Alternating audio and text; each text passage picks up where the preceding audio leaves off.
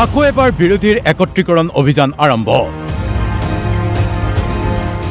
এইবাৰ বিৰোধীক একত্ৰীকৰণৰ উদ্যোগ ডক্টৰ হীৰেন গোহাঁইৰ।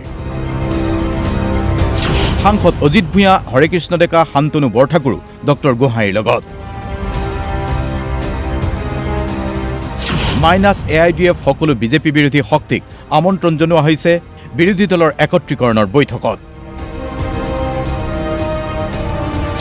বিৰোধীৰ মৰ্যাদা ৰক্ষা কৰি একত্ৰীকৰণত গুৰুত্ব দিয়াৰ কথা উল্লেখ কৰিছে ডক্টৰ হীৰেন গোহাঁইয়ে। 2026 বিধানসভা নিৰ্বাচনলৈ এতিয়াও এটা বছৰ বাকী।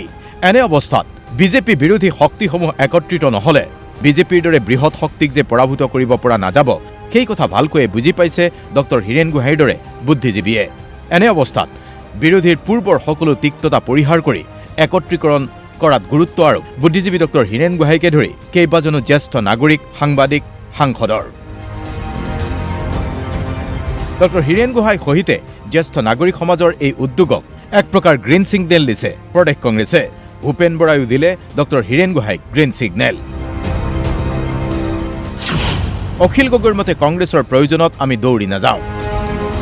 আমি এতিয়া সকলোৱে মিলি আমাৰ দল তথা বিজেপি বিৰোধী যিবিলাক ৰাজনৈতিক দল সকলোকে একত্ৰিত কৰি পঞ্চায়ত নিৰ্বাচন আমি অনুষ্ঠিত হোৱাটো বিচাৰিছোঁ। আৰু আমি ইতিমধ্যে কৈছোঁ যে পঞ্চায়তৰ কাৰণে আমি এতিয়া প্ৰস্তুতি চলাই আছোঁ। ডক্টৰ হীৰেন গোহাঁই, হৰেকৃষ্ণ ডেকা, ডক্টৰ আব্দুল মান্নান তেখেতসকলে এটা ইনিচিয়েটিভ লৈছে চিভিল ছ'চাইটিৰ পিনৰ পৰা যে সকলোবিলাক বিৰোধী দল একলগ হ'ব লাগে। আমি সকলো উদ্বিগ্ন হৈ আছিলোঁ, কাৰণ বাৰম্বাৰ আমি একলগ হওঁ, আকৌ বাৰম্বাৰ আমাৰ একতাটো ভাগি যায়। ইলেকশ্যন আহিলে একতাটো ভাগি যায়, সেইকাৰণে আমি খুব উদ্বিগ্ন হৈ আছিলোঁ। এতিয়া মানে আকৌ এবাৰ লগ হ'বৰ কাৰণে আৰু কথাখিনি খোলোচাকৈ মুকলি মনেৰে পাতিবৰ কাৰণে এটা সুযোগ ডক্টৰ গোহাঁই ছাৰহঁতে আমাক দিছে। মই আশা কৰোঁ যে আজিৰ দিনটোৰ পাছত আৰু কোনো ধৰণৰ অনিশ্চয়তা নাথাকিব। যদি আমি সঁচাকৈ বিজেপিক হৰুৱাব খোজোঁ তেতিয়াহ'লে একলগ হ'বই লাগিব, আৰু একলগ হোৱাটো এতিয়া সময়ৰ আহ্বান। এলায়েন্সৰ যিটো ধৰ্ম, মিত্ৰতাৰ যিটো ধৰ্ম, ইয়াততো এৰা ধৰাৰ কথা আছে। বুজা পৰা এৰা ধৰাৰ মাজেৰে মিত্ৰতা চলিব। এইটোতো অহংকাৰৰ অহমিকাত নচলে, এইটো কণ্ডিশ্যনতো নচলে। ইয়াৰ লগত মূল কথাটো হ'ল যে বিজেপিক পৰাভূত কৰিবলৈ আটাইতকৈ ডাঙৰ শক্তিটো, অস্ত্ৰটো একতা।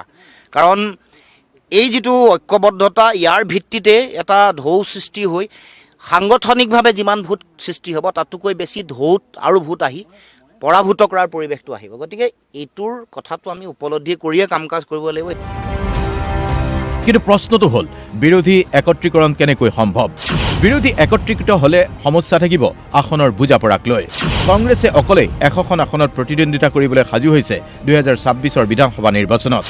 এনে অৱস্থাত ৰাইজৰ দলক লাগে অতি কমেও 25খন আসনত প্ৰতিদ্বন্দ্বিতাৰ সুযোগ। সংখ্যালঘু অধ্যুষিত সমষ্টিটো প্ৰাৰ্থিত্ব দিবলৈ সাজু ৰাইজৰ দল। ৰাইজৰ দল আৰু কংগ্ৰেছৰ মাজৰ আসন বুজা পৰাক লৈ বিৰোধী ঐক্যৰ প্ৰশ্নটোৱে এক প্ৰকাৰ প্ৰশ্নবোধক হৈ পৰিছে। এনে অৱস্থাত ডক্টৰ হীৰেন গোহাঁই, সাংসদ অজিত কুমাৰ ভূঞা, কবি হৰেকৃষ্ণ ডেকা, পৰেশ মালাকৰ, অধিবক্তা শান্তনু বৰঠাকুৰৰ দৰে লোকে লোৱা উদ্যোগে কেনে মাত্ৰা লাভ কৰে সেয়া লক্ষণীয় হ'ব। Bureau report, DY 365।